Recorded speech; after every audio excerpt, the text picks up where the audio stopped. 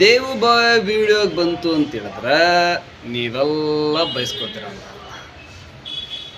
ನಾನು ಬೈತು ಅಂತ ಹೇಳಿದ್ರೆ ಒಂದು ಅರ್ಥ ಒಂದು ತಿಳಿ ಇರುತ್ತೆ. ಇವತ್ತಿನ ಟಾಪಿಕ್ ಅಂತ ಹೇಳಿದ್ರೆ ಸಾಲ ಕೊಟ್ಟಾದ್ಮೇಲೆ ಮನೆಗೆ ಬಂದು ಕಲೆಕ್ಷನ್ ಮಾಡಬಹುದಾ ಅಂತಕ್ಕಂಥದ್ದು. ಸಾಲ ಕೊಟ್ಟವರು ಮನೆಗೆ ಹೋಗಿ ಕಲೆಕ್ಷನ್ ಮಾಡಲಿಕ್ಕೆ ಅಧಿಕಾರನೇ ಇಲ್ಲ. ಯಾವ ನನ್ನ ಮಗ ಹೇಳಿದ್ದ ಮನೆಗೆ ಹೋಗಿ ಸಾಲವನ್ನು ಕಲೆಕ್ಷನ್ ಮಾಡ್ಬೋದು ಅಂತೇಳಿ. ಅಂಥವರು ಯಾವನಾದರೂ ಮನೆಗೆ ಬಂದು ಸಾಲವನ್ನು ಕೇಳಿದ್ರೆ ಹಳೆ ಮೆಟ್ಟಲು ಹೊಡೀರಿ, ಗಂಜಿಲಿ ಬಿಸಿ ಗಂಜಿ ಉಗ್ಗಿ ಅವನ್ನ ಕೊಳ್ಪಟ್ಟಿ ಹಿಡ್ಕೊಂಡು ಆಚೆಯನ್ನು ಊರಿಂದ ಹೊರಗಾಕಿ. ಸಾಲವನ್ನು ಹೇಗೆ ವಸೂಲಿ ಮಾಡಬೇಕು ಅಂತ ಹೇಳಿದ್ರೆ ನೋಟಿಸ್ ಕೊಡಬೇಕು, ಸಿವಿಲ್ ಸುಟ್ಟಾಗಬೇಕು, ಕಂಪ್ಲೇಂಟ್ ಕೊಡಬೇಕು, ಅನಂತರವನ್ನು ಸಾಲ ವಸೂಲಿ ಮಾಡಬೇಕಾಗುತ್ತೆ.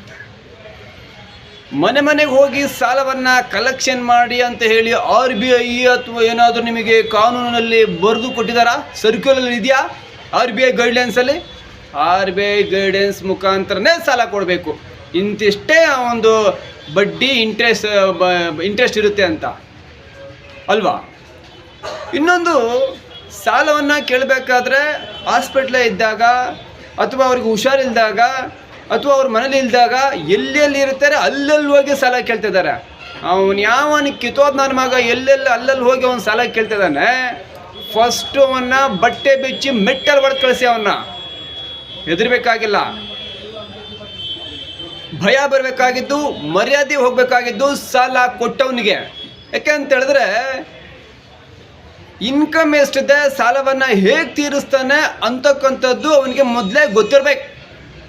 ಯಾವುದೇ ರಾಷ್ಟ್ರೀಕೃತ ಬ್ಯಾಂಕ್ ಆದರೂ ಕೂಡ ಸಾಲವನ್ನು ಕೊಡಬೇಕಾದ್ರೆ ವರಮಾನ ಎಷ್ಟಿದೆ, ಇನ್ಕಮ್ ಟ್ಯಾಕ್ಸ್ ಇದೆ, ITR ಕೊಡಿ, ನಿಮ್ಮದು ಆದಾಯದ ಮೂಲ ಏನು ಅಂತೇಳಿ ವೆರಿಫೈ ಮಾಡಿ ಅನಂತರವಾಗಿ ಸಾಲ ಕೊಡುತ್ತೆ.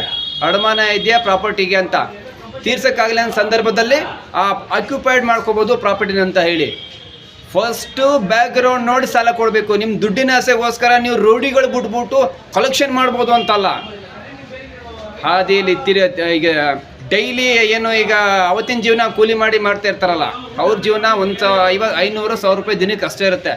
ಅಂಥವ್ರು ನೀವು 5 ಲಕ್ಷ ಕೊಟ್ಬಿಟ್ಟು ನೀವು 5 ಲಕ್ಷ ಬಡ್ಡಿ ಹಾಕಿದ್ರೆ ಹೆಂಗೆ ತೀರಿಸ್ತಾರೆ? ಅದನ್ನು ಸೂಸೈಡ್ ಮಾಡ್ತಕ್ಕಂಥದ್ದು ಸಾಲ ಇಸ್ಕೊಂಡರಲ್ಲ, ಸಾಲ ಕೊಟ್ಟವನು. ನಾನು ಕಣ್ಣಾರೆ ಕಂಡಿದ್ದೀನಿ, ಕಿವಿಯಾರೆ ಕೇಳಿದ್ದೀನಿ. ಮಂತ್ಲಿ 8%, 10% ಇಂಟ್ರೆಸ್ಟ್ ಕೊಡ್ತಾ ಇದ್ದಾರೆ ಮಂತ್ಲಿ.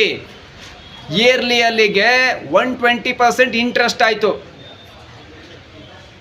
ಇನ್ನೊಂದು ಹೇಳ್ತೀನಿ ಕೇಳಿ, ರಿಜಿಸ್ಟ್ರ್ ಆಗ್ದಲೆ ಕಾನೂನಲ್ಲಿ ಅಥವಾ ಯಾವುದೋ ಒಂದು ಕಂಪನಿ ಪ್ರಕಾರ ಸಾಲ ಕೊಟ್ಟರೆ ಸಾಲವನ್ನು ಕೊಡೋಕ್ಕೆ ಹೋಗ್ಬೇಡಿ ನೀವು. ಅವನೇನು ಕಿತ್ಕೊತಾನೆ ಕಿತ್ಕೊಳ್ಳಿ, ಪೊಲೀಸ್ ಕಂಪ್ಲೇಂಟ್ ಕೊಡ್ತಾನೆ ಕೊಟ್ಕೊಳ್ಳಿ, ನೋಡೋಣ ಅವ್ನು ಯಾವ ಕಂಪ್ಲೇಂಟು, ಯಾವ ACP, ಯಾವ DC, ಯಾವ ಕೋರ್ಟು, ಹೈಕೋರ್ಟು, ಸುಪ್ರೀಂ ಕೋರ್ಟ್ ನೋಡೋಣ ಹಿಂಗೆ ಅವ್ನು ಸಾಲ ಕೊಟ್ಟ ಅಂತೇಳಿ, ಎಷ್ಟು ಬಡ್ಡಿ ಅಂತೇಳಿ.